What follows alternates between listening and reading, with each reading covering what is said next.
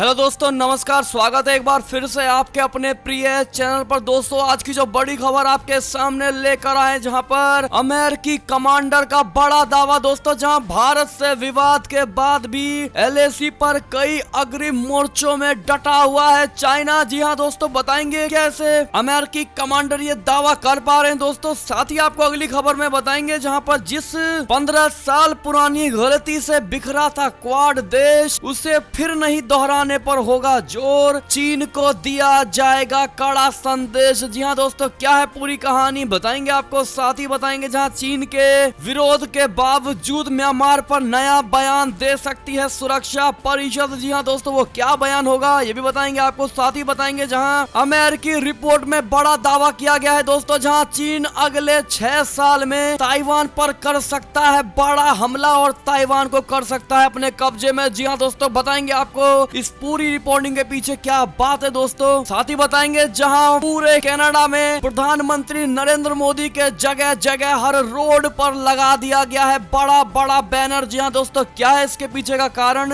जहां कनाडा में भी प्रधानमंत्री नरेंद्र मोदी हो रहे हैं वायरल। जी हाँ दोस्तों, बताएंगे पूरी बात, तो बने रहेगा वीडियो के अंत तक। और अभी खबरों में आगे बढ़ने से पहले अगर आप भी मानते हैं कि मोदी जी हाँ तो हर चीज संभव और भारतीय सेना है, तो हमारा देश सुरक्षित और गर्व से जी रहा है दोस्तों, तो इस वीडियो को अभी कर दीजिए लाइक, चैनल को कर दीजिए सब्सक्राइब, बेल आइकन दबाइए, साथ ही कमेंट बॉक्स में लिख दीजिएगा जय हिंद। जी हाँ दोस्तों, तो खबरों में आगे बढ़ने से पहले आप सभी को महाशिवरात्रि की बहुत बहुत शुभकामनाएं दोस्तों। भोले बाबा का आशीर्वाद आप सब पर बना रहे। चलते हैं पहली बड़ी खबर की तरफ, जहां अमेरिकी कमांडर का बड़ा दावा, भारत से विवाद के बाद भी एलएसी पर कई अग्रिम मोर्चों में डटा हुआ है चाइना। जी हाँ दोस्तों, पूर्वी लद्दाख में वास्तविक नियंत्रण रेखा पर भारतीय सेना से हुई झड़प के बाद से चीन अभी भी कई अग्रिम मोर्चों से पीछे नहीं हटा है दोस्तों। ये बात अमेरिकी सेना की हिंद प्रशांत कमांड संभालने वाली एडमिरल फिलिप एस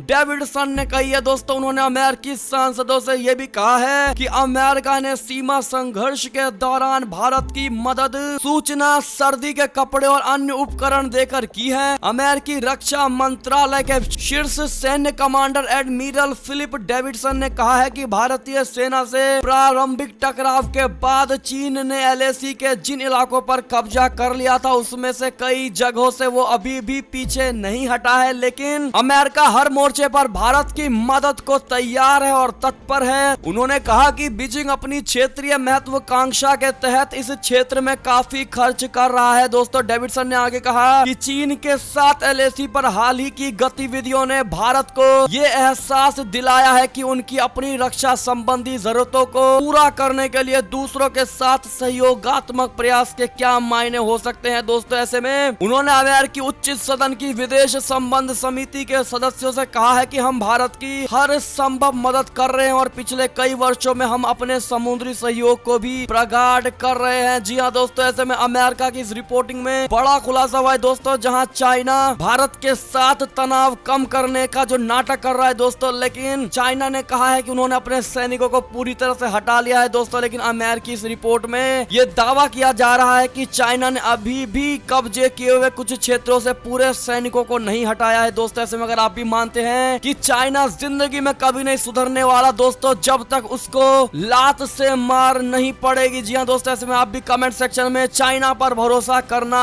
सबसे बड़ा खतरा है लिख दीजिएगा। साथ ही शिवरात्रि के अवसर पर जय महाकाल कमेंट सेक्शन में भर के लिखिएगा दोस्तों। आप सभी देखते हैं कितने भाई महाकाल को मानते हैं। चलते अगली बड़ी खबर की तरफ जाता क्वाड, उसे फिर नहीं दोहराने पर होगा जो चीन को देगा कड़ा संदेश। बता दे क्वाड की शुक्रवार को वर्चुअल शिखर सम्मेलन होने वाला है। ऐसे में किसी मुल्क के पेट में सबसे ज्यादा दर्द हो रहा है तो वो है चीन। हालांकि कल होने वाली क्वाड की बैठक चीन को कड़ा संदेश देगी कि वो अब मौजूदा रहने वाला है और चीन के दबदबे के आगे नहीं झुकने वाला है। क्वाड इस बैठक के जरिए स्पष्ट करेगा कि उसने अनजाने में 15 साल पहले चीन को इसकी विदेश नीति पर वीटो लगाने का मौका दिया था, वैसा अब दोबारा ना हो। गौरतलब है कि 2007 में पहली बार क्वाड देशों ने बैठक की थी, लेकिन चीन की दखल अंदाजी के चलते ये गठबंधन ठीक तरीके से नहीं चल पाया था। जी हाँ दोस्तों, मीडिया की रिपोर्ट्स के मुताबिक एक पूर्व भारतीय विदेश सचिव ने बताया है कि कल होने वाले शिखर सम्मेलन की असली परीक्षा ये है कि क्या ये दुनिया को एक विश्वसनीय संदेश दे सकता है कि लोकतांत्रिक शासन आधारित देश साझा राजनीतिक और आर्थिक मूल्यों के साथ हाथ मिला सकते हैं। वरिष्ठ अधिकारियों के स्तर की पहली क्वाड ग्रुप की बैठक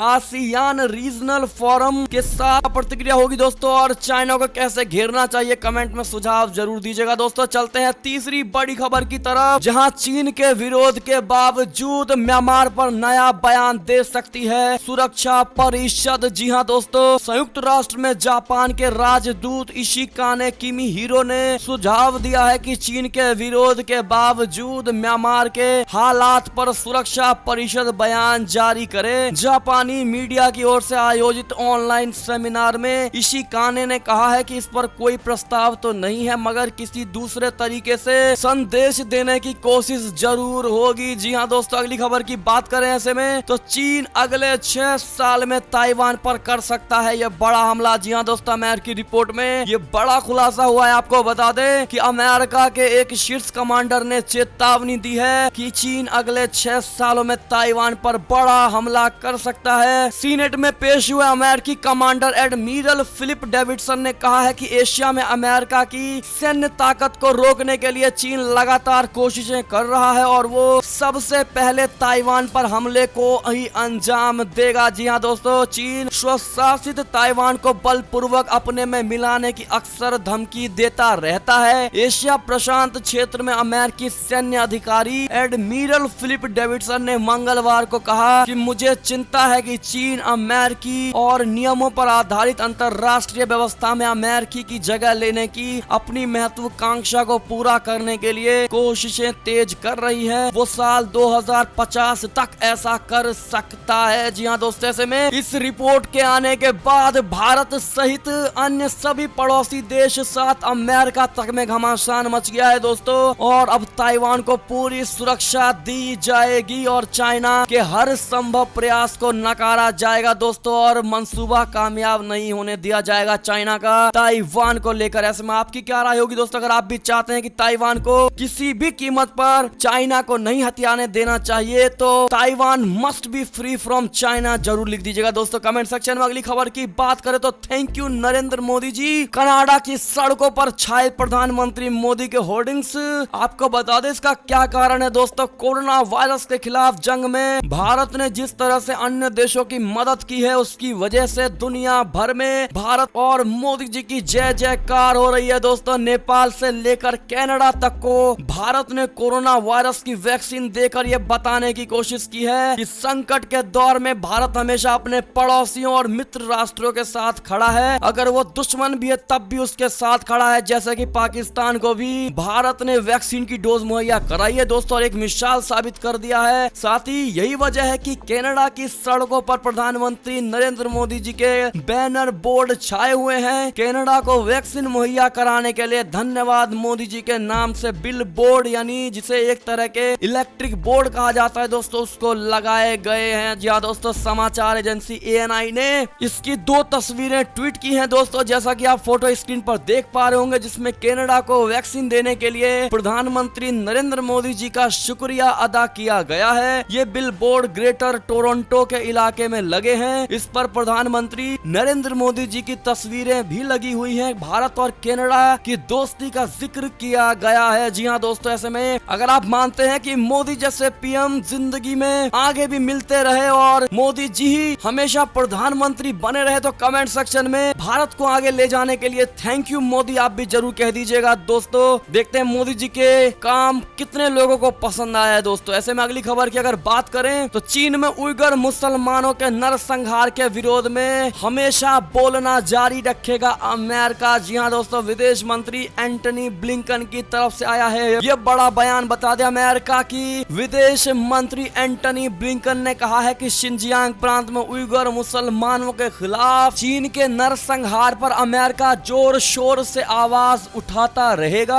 आपको बता दें कि शिनजियांग प्रांत में उइगर मुसलमानों के प्रति ज्यादती की गई है दोस्तों और उसकी रिपोर्ट सामने आ चुकी है। इन रिपोर्ट्स में यह खुलासा किया गया है कि चीन उइगर मुसलमानों को यातना देता है। साथ ही ये दावा भी किया गया है कि चीन पुरुषों के साथ साथ महिलाओं को भी अपनी यातनाओं का शिकार बनाता आ रहा है। अब उइगर्स के प्रति चीनी नीति को लेकर एक नई रिपोर्ट सामने आई है, जिसमें ये कहा गया है कि चीन सुनियोजित तरीके से उइगर्स की पहचान को खत्म करने में जुटा है। जी हाँ दोस्तों, ऐसे में इस खबर को आप किस नजरिए से देखते हैं दोस्तों, कमेंट करके जरूर बताइएगा। साथ ही अगली खबर की बात करें तो बंगाल में मचा है सियासी घमासान। टीएमसी ने ममता बनर्जी पर हमले को बताया है बड़ा साजिश, और चुनाव आयोग और भाजपा की साठ गांठ बताई गई है टीएमसी नेताओं की और कार्यकर्ताओं की तरफ से। जी हाँ दोस्तों, ऐसे में अगर आप भी मानते हैं कि टीएमसी नेताओं और कार्यकर्ताओं को बिना बात के बीजेपी और चुनाव आयोग पर इल्जाम नहीं लगाना चाहिए दोस्तों, बिना प्रूफ के, तो आप भी कमेंट सेक्शन में इसकी पूरी जांच होनी चाहिए जरूर लिख दीजिएगा दोस्तों। और कितने भाइयों को लगता है कि इस बार बंगाल में मोदी जी की सरकार आएगी, कमेंट करके जरूर बताइएगा दोस्तों। देखते हैं कितने भाइयों को लगता है। चल ऐसे में दोस्तों, ये थी अब तक की सारी बड़ी खबरें। आपको हमारी खबरें कैसी लगी? आशा करता हूँ बेहद अच्छी लगी होगी दोस्तों।